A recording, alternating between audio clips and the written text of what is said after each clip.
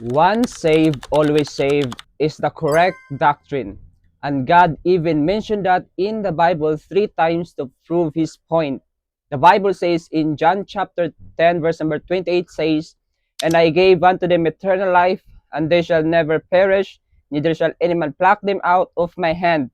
John chapter 10, verse number 28 shows that Jesus Christ, God the Son, that once he gave his life is eternal, not temporary or conditional under some sins, and no one can pluck them out of his hand. John chapter 10, verse number 29 says, "My Father which gave them me is greater than all, and no man is able to pluck them out of my Father's hand."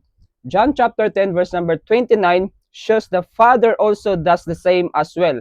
Ephesians chapter 1, verse number 13 through 14 says, "In whom ye also trusted after that ye heard the word of truth, the gospel of your salvation, in whom also after that ye believed, ye were sealed with that Holy Spirit of promise, which is the earnest of our inheritance until the redemption of the purchased possession unto the praise of his glory."